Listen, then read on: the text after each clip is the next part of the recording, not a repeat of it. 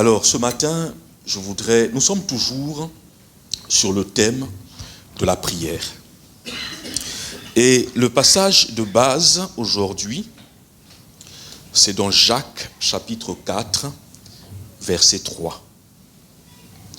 Jacques chapitre 4, verset 3. Alors, nous sommes toujours dans le thème sur la prière. C'est un thème qui est très long.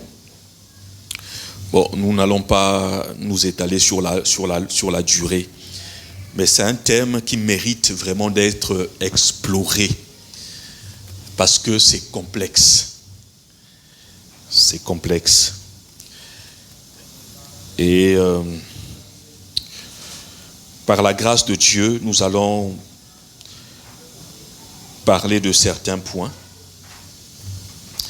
Mais ce matin, je voudrais plus m'étaler sur les intentions. Les intentions. Jacques chapitre 4, verset 3. Jacques dit ceci: vous demandez et vous ne recevez pas parce que vous demandez mal, dans le but de satisfaire vos passions. Ça, c'est la version seconde. Mais il y a une version qu'on appelle BEX, ou Bible expliquée, qui dit « Et si vous demandez,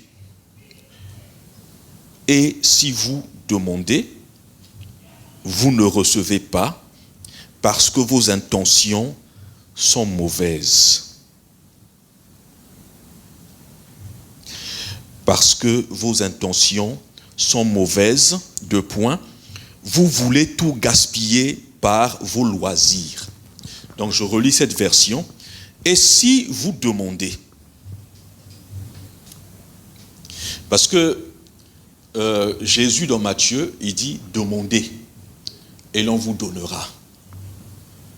Mais il arrive que nous puissions demander à Dieu, mais on ne reçoit pas. Cela ne veut pas dire que Jésus est un menteur. Et donc, on peut demander, mais on ne reçoit pas toujours ce que nous demandons à Dieu. On ne reçoit pas toujours. Cela ne fait pas de Jésus un menteur. Ce qui est sûr, c'est que Dieu est disposé à nous donner. Parce que lui-même, il a dit, demandez et l'on vous donnera. Donc, au niveau de Dieu, il n'y a pas de problème. Dieu est disposé à nous donner ce que nous demandons.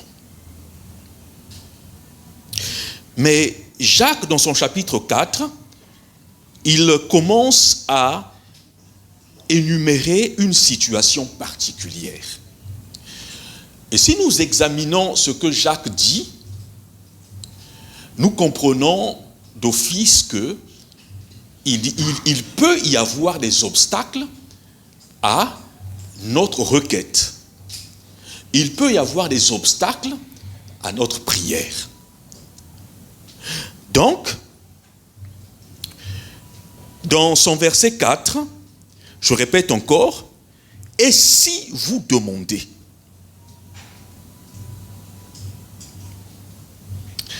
Et si vous demandez, vous ne recevez pas. Pourquoi vous ne recevez pas? Parce que vos intentions sont mauvaises. Et plus loin, il dit que vous demandez, c'est pour satisfaire vos passions. C'est pour satisfaire vos passions. Donc, il peut arriver que les intentions de la personne qui demande à Dieu soient mauvaises. J'ai essayé de voir un peu le mot « satisfaire ». Si je repars dans la version Louis II, satisfaire en grec c'est « dapanao » et c'est synonyme. Vous voyez que la définition En français, c'est pas très clair. On a une conception à nous du verbe satisfaire. Mais en grec, dapanao vient, c'est dépenser, par exemple. Donc, satisfaire, quand on parle de satisfaire, il y a l'idée de dépenser. Il y a l'idée de dilapider ou de gaspiller. Amen. Donc, satisfaire à un besoin, en grec,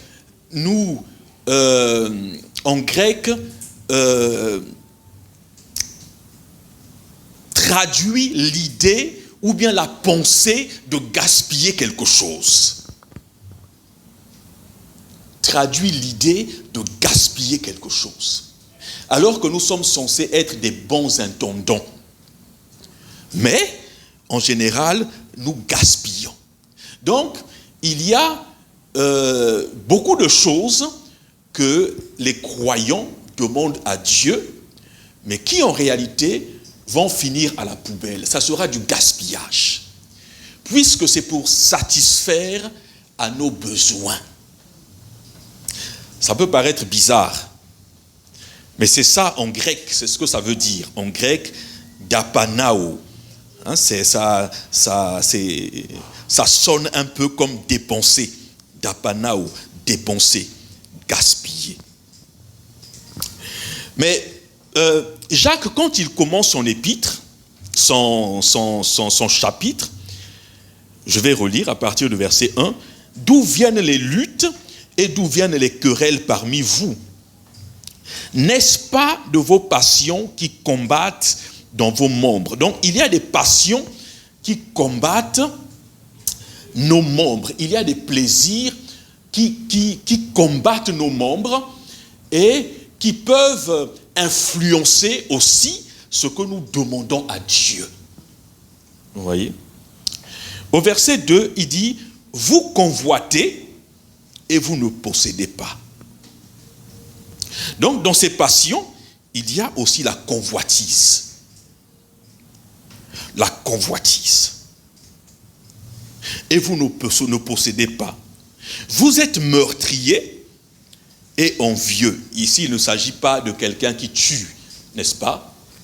Mais il s'agit ici, le fait d'haïr son frère, c'est considéré comme un meurtre. Parce que le meurtre commence d'abord dans le cœur. Le fait d'haïr un frère, le fait d'haïr son prochain est considéré comme un meurtre. Et 1 Jean, chapitre 3, verset 15. Quiconque est son frère est un meurtrier. Quiconque est son frère est un meurtrier. Et d'ailleurs, Jacques va encore dans son développement, il parlera de ça. Au verset 11 du chapitre 14. Ne parlez point mal les uns les autres. Celui qui parle mal d'un frère ou qui juge son frère parle mal de la loi et juge la loi. Et donc ici aussi c'est pareil. Le fait de mal parler ou bien le fait de maudire. Vous avez déjà entendu que sans nous rendre compte, chaque jour, nous tuons des personnes à cause de nos paroles, parfois qui sont blessantes. Vous savez que certaines paroles peuvent pousser une personne à aller très loin. Vous voyez? Donc, à cause de nos paroles, à cause du mal que nous faisons aux gens, bien-aimés, nous commettons des meurtres. Nous commettons des meurtres. Vous voyez? Je continue au verset 2. Vous avez des querelles Donc, vous êtes meurtrier et envieux, et vous ne pouvez pas obtenir. Vous avez des querelles et vous ne possédez pas parce que vous ne demandez pas. Maintenant, si vous demandez, certainement que quelqu'un lui a dit, mais Jacques, mais on demande à Dieu. Et donc, Jacques va répondre, et si vous demandez, vous ne recevez pas, parce que vos intentions sont mauvaises. Et donc, Jacques a cité tous ces différents éléments. Nous voyons comment ces personnes-là à qui Jacques s'adressait, nous voyons quelle était leur attitude, quel était l'état de leur cœur, comment ils vivaient. Donc apparemment, il y avait de la convoitise, il y avait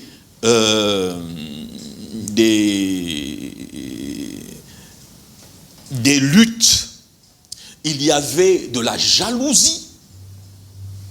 Vous voyez? Donc ce sont ici quelques éléments qui sont un blocage. Ce sont des éléments qui font blocage à la prière et qui empêchent le croyant de recevoir ce qu'il demande dans sa prière. Je suis toujours dans la présentation. Et au verset 9, au verset 8, à partir du verset 8, il dira « Approchez-vous de Dieu et il s'approchera de vous. Nettoyez vos mains, pécheurs. Purifiez vos cœurs, hommes irrésolus. » Il y a une manière de s'approcher de Dieu, surtout concernant les requêtes. Donc le type de prière qu'on appelle des prières de requête. Il y a une manière de s'approcher de Dieu, c'est de s'approcher de Dieu avec un cœur pur, avec des bonnes intentions, avec la foi bien sûr, mais avec des bonnes intentions. Et je rappelle que je parle aujourd'hui des intentions qui doivent accompagner nos prières. Au verset 9, il dit « Sentez votre misère, soyez dans le deuil et dans les larmes. Que votre rire se change en deuil et votre joie en tristesse. Humiliez-vous devant le Seigneur et il vous élèvera. Ne parlez point mal les uns des autres, frères. Ne parlez point mal des uns des autres. » Tout ce que je cite là peut être résumé en un seul mot, c'est intention. Et donc les intentions peuvent être bonnes ou mauvaises. Mais dans le contexte de ce verset que je viens de lire, verset 3, nous devons nous rappeler que Dieu tient compte de nos intentions lorsque nous nous présentons devant lui. Donc en plus de la foi, Dieu tient compte de nos intentions. C'est-à-dire le but pour lequel nous recherchons ce que nous demandons à Dieu. Et ça, c'est très important. C'est très important. Est-ce que ce que nous demandons à Dieu, c'est poussé par la convoitise, poussé par la jalousie?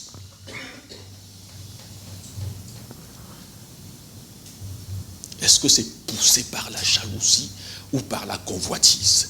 Et ça, c'est une attitude, c'est très fréquent parmi les chrétiens. C'est très fréquent. C'est très fréquent. Parmi même les serviteurs de Dieu, c'est fréquent. Regardez les luttes qu'il y a entre les serviteurs de Dieu. Regardez les luttes. Parce que telle personne a 1000 fidèles. Et nous luttons aussi pour avoir 1000 fidèles, sinon même dépasser. C'est pourquoi Mais bien aimé, c'est vrai que nous ne sommes pas nombreux. Mais quand tu t'assois, tu bénis le Seigneur. Tu te dis que Dieu fasse, non pas selon ma propre volonté, non pas selon mes désirs, mais selon sa volonté à lui. Selon sa volonté à lui. Mais d'autres encore vont peut-être courir et user de stratégies humaines pour avoir peut-être un grand nombre de fidèles. Parce que tel serviteur de Dieu a un parc automobile garni de belles voitures. Et là, on commence à chercher toutes les stratégies. Ah non, si Dieu l'a béni, c'est parce qu'il a serré la main de tel homme de Dieu qui est béni. Il a reçu l'onction. C'est à la mode maintenant, hein. Il a reçu l'onction du bishop XX. Il a dormi avec lui. Il a dormi dans son lit. C'est pourquoi il est béni. Moi, j'ai entendu cette histoire. J'ai lu. Vous savez, chez les anglophones, il se passe beaucoup de choses. Ne soyons pas complexés. L'église francophone, ne soyons pas complexés des anglophones. Les anglophones, ils sont arrivés à un niveau où ils parlent jet privé. Ah oui. Que non, telle personne lui a offert un jet privé. Les yeux sont fixés sur ça. Telle personne lui a offert une Rolls-Royce. Ou tel homme de Dieu a une Rolls-Royce. Comment il a fait pour avoir ça? Mais parce qu'il s'est agenouillé devant telle personne, tel père. Il a dormi sur le lit dans lequel a dormi telle personne. Et c'est ça le secret de sa bénédiction. Moi, j'ai lu une histoire comme ça. Parfois, je me dis, vous savez, si on écoute toutes ces histoires-là, parfois, il y a même du mensonge dedans, quoi. Vous savez, les anglophones, c'est des acteurs. C'est des acteurs. Quand un Américain te raconte quelque chose, la manière dont un Américain raconte une histoire et comment un francophone raconte une histoire, vous allez remarquer qu'il y a un fossé. C'est différent. L'Américain va rentrer dans les détails. C'est-à-dire que quand il te raconte une histoire, c'est comme s'il est en train de te raconter un film. Vous n'avez jamais remarqué ça? Hein? Même un témoignage, c'est comme s'il est en train de te raconter un film. C'est-à-dire que le scénario, tu as même l'impression qu'il est en train de rajouter des choses à l'intérieur pour que ça fasse beau. Mais le francophone, il va manquer de mots. Il sera peut-être un peu plus humble. Il sera beaucoup proche de la réalité, de la vérité que l'Américain quand il te raconte l'histoire. Moi, j'ai remarqué. Et donc, dans l'histoire que j'ai lue, on parlait d'un grand serviteur de Dieu. Et il témoignait de la provenance de ses richesses ou de la gloire qu'il a. Et donc, on racontait que quand il est allé dans un pays, il a pris un hôtel.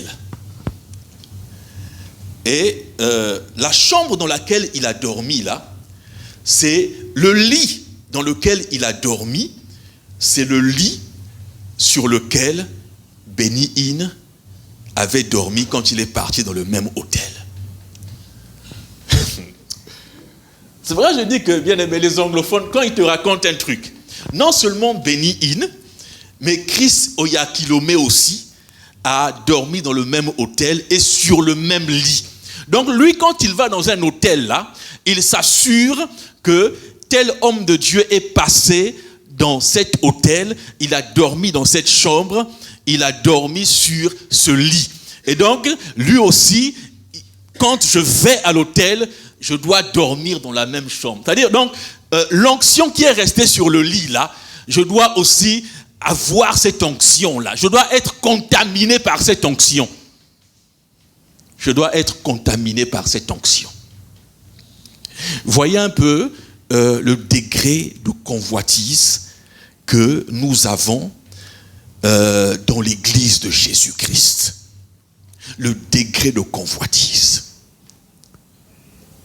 Parce que telle personne a un jet privé, moi aussi je dois tout faire, passer par le même chemin afin d'avoir aussi un jet privé. C'est comme ça. Jésus n'est plus un modèle, mais c'est le parcours, je ne dis pas que c'est mauvais, mais c'est le parcours de certains hommes de Dieu qui devient un modèle, une référence pour nous. Parce que certains veulent s'enrichir, ils veulent avoir la gloire, le succès. C'est pas mauvais, encore une fois, mais c'est Dieu qui donne. Et fixons nos regards sur le Seigneur.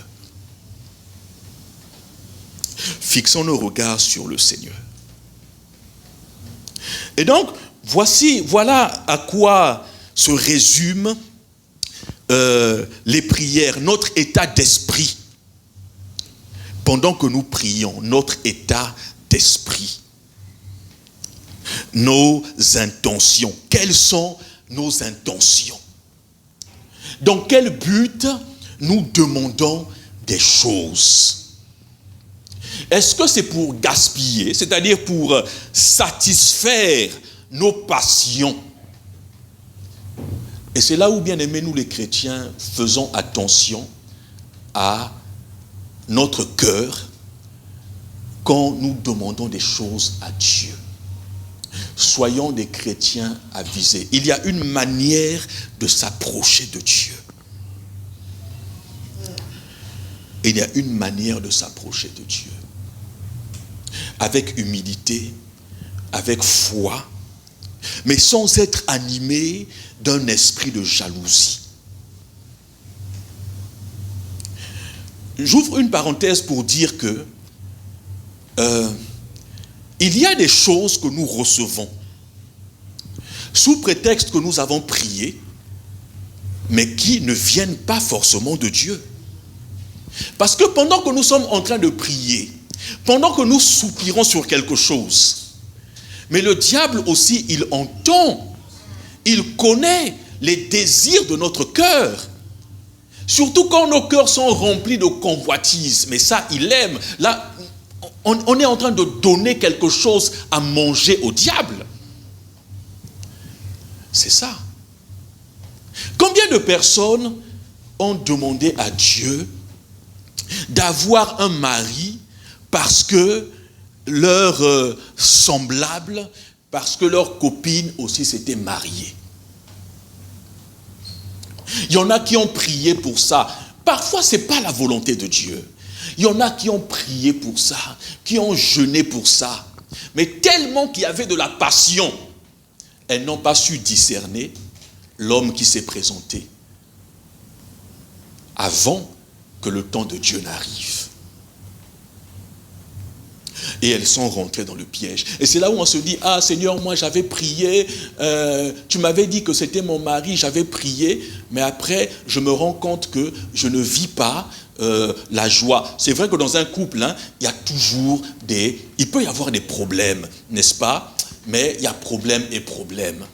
D'autres vivent un enfer dans leur couple, alors qu'elles ont prié à Dieu de leur donner un mari.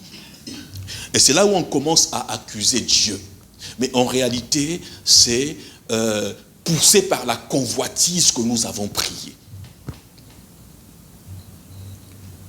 Donc je répète que ce n'est pas tout ce que nous recevons qui vient de Dieu. Parce que le diable aussi donne. Vous vous rappelez lorsque Jésus a été tenté dans le désert. Vous savez que le diable bénit aussi. Bon, c'est ce qu'il faut parler de bénédiction.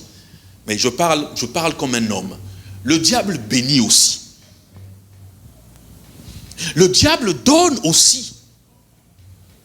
Mais la différence entre ce que le diable donne et ce que Dieu donne, ce que Dieu donne là est suivi d'aucun chagrin. Ce que Dieu donne n'est suivi d'aucun chagrin. Ça peut être difficile, mais c'est suivi d'aucun chagrin. Et donc le diable a proposé à Jésus de lui donner tous les royaumes de la terre. Jésus était en jeûne et prière. Jésus avait jeûné 40 jours. Mais le diable lui a quand même proposé de lui donner la gloire, les richesses de ce monde. Une personne normale aurait accepté et dit, je sors de 40 jours de jeûne et de prière. Ça veut dire que ça, c'est une réponse à ma prière. C'est une réponse à ma prière. Donc Dieu te donne quelque chose, le diable te donne quelque chose en fonction de ta convoitise, de l'état de ton cœur, ta convoitise. Ta convoitise. Et donc avoir des bonnes intentions, c'est très important. Avoir des bonnes intentions dans la prière, c'est très important. Je parle bien des bonnes intentions, parce qu'il y a aussi des mauvaises intentions. Mais bien aimé, c'est pas toujours facile de reconnaître les bonnes intentions des mauvaises. La frontière entre les deux est difficile, souvent à percevoir. On pense parfois qu'on demande quelque chose, on peut être animé de bonnes intentions lorsque nous demandons quelque chose à Dieu. Mais ça peut être aux yeux de Dieu quelque chose de négatif, le contraire. Donc je répète encore que la frontière entre les deux types d'intentions est très fine, difficile à percevoir. C'est d'ailleurs l'une des raisons pour lesquelles nous persévérons dans la prière. En persévérant dans la prière, je crois que Dieu a le temps de nous aider à bien comprendre ou connaître les véritables intentions. Donc, dans la persévérance, Dieu sépare les bonnes intentions aux mauvaises intentions. Dans la persévérance. Et c'est pourquoi dimanche dernier, on a parlé du temps. Le temps est un indicateur qui a la capacité de séparer les types d'intentions. Au départ, on ne connaît pas toujours les vraies intentions. On pense que les intentions sont bonnes. Mais au fur et à mesure que nous demandons, au fur et à mesure que nous persévérons dans la prière, bien aimé, Dieu est en train d'enlever ce qui est mauvais de ce qui est bon. Est-ce qu'on est d'accord sur ce point? Je répète encore, c'est pourquoi la durée est importante. La durée est importante. Plus on prend le temps de prier Dieu, plus Dieu prend soin de séparer les pensées. Dieu prend soin de séparer. C'est comme s'il est en train de faire un tri. Vous voyez, au fur et à mesure que tu avances, Dieu est en train de faire un tri sur les pensées que tu as. Dieu est en train de faire un tri afin de laisser la pensée essentielle. C'est pourquoi le temps est important lorsque nous désirons avoir des choses. Le temps te permet de connaître, de savoir quelles sont tes réelles motivations. Le temps. Et donc je disais que ce n'est pas facile de reconnaître la frontière entre les deux. Le temps va te révéler tes vraies motivations. Quand le temps est court, bien aimé, on est chaud, on veut avoir quelque chose. Mais tu vas te rendre compte que plus l'accomplissement tarde à arriver, tu te rends compte que les pensées, les intentions sont en train parfois de changer. Amen. Et donc, la frontière entre les types d'intentions n'est pas facile à identifier. Il faut vraiment être sensible spirituel. Il faut avoir une grande sensibilité spirituelle pour discerner. Avoir une grande sensibilité spirituelle. Il y a dans Hébreux chapitre 4, verset 12, un des éléments qui permet de séparer les sentiments ou bien les intentions. Hébreux chapitre 4, verset 12. C'est la parole de Dieu. La parole de Dieu développe notre sensibilité. La parole de Dieu développe notre sensibilité. La vie de prière développe notre sensibilité. Et c'est très important. Parce que la frontière est très mince. Hébreux chapitre 4, verset 12.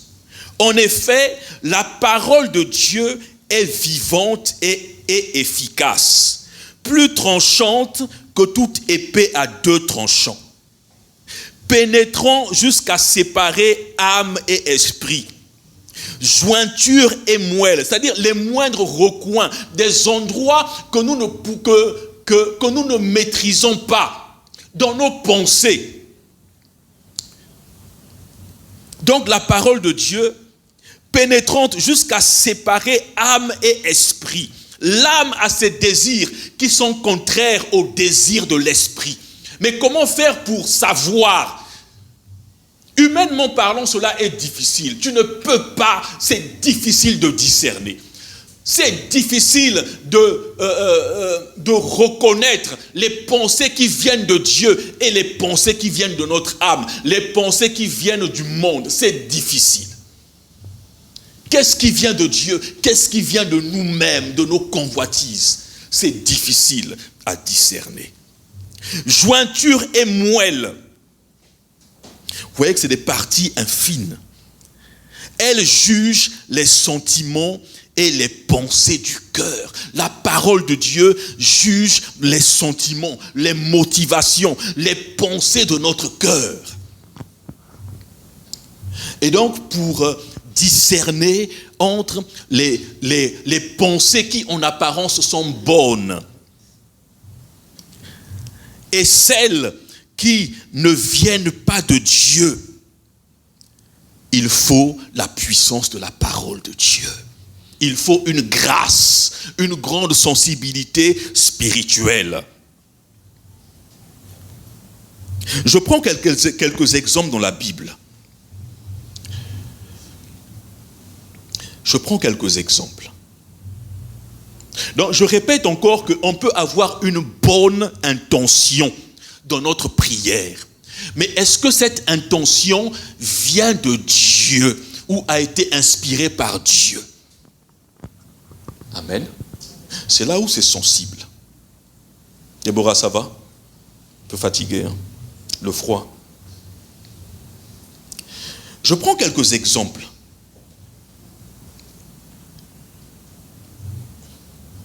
Dans Actes des Apôtres, chapitre 16, versets 16 à 18, il y a l'histoire de cette servante qui criait après Paul et Silas.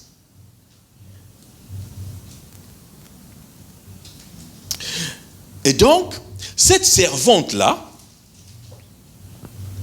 elle criait, « Ces hommes sont des serviteurs de Dieu. Ils vous annoncent la voie du salut. » Pourtant, quand on écoute cette servante, on a comme l'impression que ça part d'une bonne intention. Mais si tu n'es pas Paul, comment tu peux savoir que ce qu'elle est en train de dire n'est en réalité pas une bonne intention? Parce qu'en réalité, cette femme mettait la vie de Paul et de ses compagnons en danger. N'est-ce pas?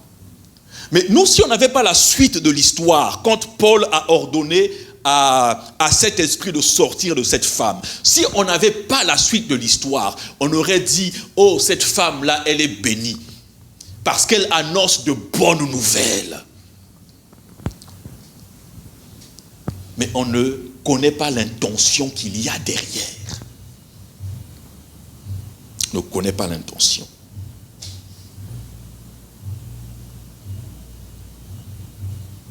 Amen. On a encore un autre exemple. Dans 1 Chronique chapitre 21, à partir du verset 1, on nous dit que Satan va pousser David à faire le dénombrement du peuple d'Israël. Qu'est-ce qu'il y a de mauvais? Bon, je n'ai pas lu le passage en profondeur. Mais si on s'arrête là, qu'y a-t-il de mauvais pour un roi de faire un recensement? Dans ce cas, bien sûr, il y avait des conséquences. Mais est-ce qu'il y a quelque chose de mauvais dans cela? Si on ne lit pas l'histoire jusqu'au bout. Là encore, il est difficile de faire la différence entre les types d'intentions.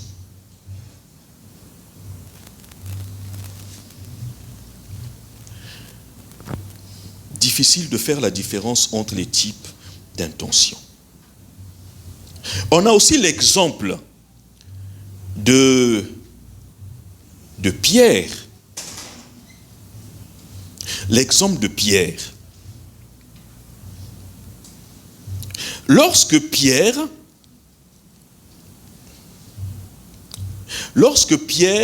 Jésus va annoncer à ses disciples qu'il ira à Jérusalem, il sera mis à la croix et il va mourir. Il va mourir. Et Pierre va lui dire, Pierre va reprendre Jésus. Pierre va reprendre Jésus. J'ai noté ce passage quelque part, mais ce n'est pas grave. Comprenez seulement la pensée. Donc Pierre va reprendre Jésus. Pierre va reprendre Jésus. Pourtant, l'intention n'est pas mauvaise, encore une fois de plus. Mais qu'est-ce que Jésus va dire à Pierre? Il dira, arrière de moi, Satan. Vous voyez? Donc Jésus avait discerné que derrière la bonne intention en apparence de Pierre, ce n'était pas Pierre qui parlait. La pensée ne venait pas de Pierre, mais cette pensée, elle venait de Satan. Et donc, c'est pareil aussi. Lorsque nous nous présentons devant le Seigneur, nous demandons des choses à Dieu. Il y a des choses qui paraissent bonnes, mais est-ce que ce que nous demandons à Dieu, c'est sa volonté? Est-ce que c'est sa volonté? Pour qu'il nous exauce. Est-ce que c'est sa volonté? Je pense que c'est 1 Pierre qui dit que si nous demandons quelque chose selon sa volonté, nous croyons qu'il nous exauce, non? Est-ce que quelqu'un peut trouver ce passage?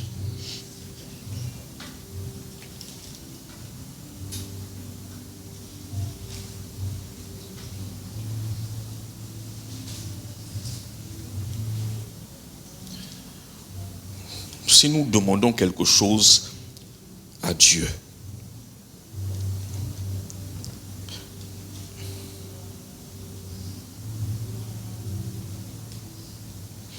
est-ce qu'on peut chercher sur nos téléphones? Il n'y a pas de réseau ici. D'accord. Donc, si nous demandons quelque chose selon sa volonté, 1 Jean 5, 14. 1 Jean combien? 1 Jean 5, 14.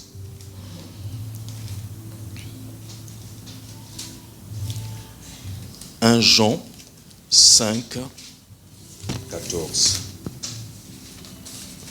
1 Jean 5, 14. Nous avons auprès de lui cette assurance que si nous demandons quelque chose selon sa volonté, il nous écoute. Donc Dieu nous exauce lorsque nous demandons quelque chose selon sa volonté. Selon sa volonté. Si nous demandons quelque chose selon sa volonté. Donc, prier tout en ayant des bonnes intentions qui viennent du Seigneur, c'est comme si nous prions selon la volonté de Dieu. Prier, demandons des choses parce que nous avons la foi et que nous avons la connaissance aussi de la parole de Dieu, c'est comme si nous prions selon sa volonté. Quel que soit ce que nous demandons, si ce que nous demandons vient réellement de bonnes intentions, Dieu nous exauce. Quel que soit ce que nous demandons. Et je répète encore qu'il y a des choses que nous demandons, mais ce n'est pas forcément la volonté de Dieu et ça ne vient pas forcément des bonnes intentions. Prier pour se marier n'est pas mauvais, mais ce qui compte, c'est l'intention qui est cachée derrière. C'est l'intention qui est cachée derrière. Et je répète que la frontière entre les types d'intentions est très faible. Parfois difficile à percevoir. Mais il n'y a que l'aide de Dieu, la parole de Dieu qui peut nous aider à discerner si ce que nous demandons vient réellement de Dieu. Ou c'est légitime. Amen. Donc, j'ai fini avec mon message. Je voudrais que nous puissions retenir une chose importante, c'est l'intention. L'intention. Dieu n'exauce pas des prières qui sont motivées par la convoitise, par la jalousie, par les envies. Dieu n'exauce pas ce type de prière. Tu peux prier, obtenir quelque chose, mais parfois cette chose ne vient pas forcément de Dieu. C'est ça. Donc en gros, il y a des prières que certains font. Ces personnes pensent qu'elles sont exaucées, mais en réalité, ce n'est pas Dieu qui exauce. Parce que même les méchants peuvent obtenir des choses, des richesses. Mais ils n'ont pas forcément la paix. Il y a des choses qui nous viennent naturellement. Mais il n'y a que Dieu qui bénit. Donc, tout ce que nous avons reçu par la prière ne vient pas forcément de Dieu. Ce n'est pas forcément synonyme d'exaucement. C'est peut-être choquant ce que je dis, mais c'est une réalité. Parce que le diable aussi peut exaucer une prière. Le diable peut donner quelque chose que nous avons demandé, poussé par la convoitise. Et ça nous emmène des problèmes. Donc la prière est un exercice très délicat. La prière est un exercice très délicat. Retenons que Dieu n'exauce pas certaines prières à cause de la manière, de l'état de notre cœur, de notre disposition. Dieu n'exauce pas forcément. Donc la leçon que nous pouvons tirer dans ce message, c'est de faire attention à nos motivations. De faire attention à nos intentions. Encore une fois, faisons attention à nos intentions. Faisons attention à nos motivations. Faisons attention. Présentons-nous devant le Seigneur avec humilité. Avec humilité. Sondons nos motivations. Sondons nos cœurs. Sondons nos cœurs. Il y a beaucoup de pièges dans l'église dans laquelle nous sommes. Il y a beaucoup de pièges. Je vais terminer par cette illustration que j'ai notée, qui suit les exemples que j'ai donnés précédemment sur la manière dont le diable influence nos motivations. J'ai écrit quelque part ici que même prier pour des gens, surtout en public, c'est une bonne chose, non? N'est-ce pas? Mais quelles sont les intentions qui sont cachées derrière? Et ça, c'est une pensée qui s'adresse surtout aux jeunes gens, aux jeunes serviteurs de Dieu, qui ont la fougue. Vous voyez? Quand il faut prier en public, devant les gens, il y en a qui sont zélés. C'est une bonne chose en apparence. Mais si les motivations ne sont pas bonnes, attention. D'où l'importance de sonder ces motivations. De ne pas se laisser déborder par les émotions.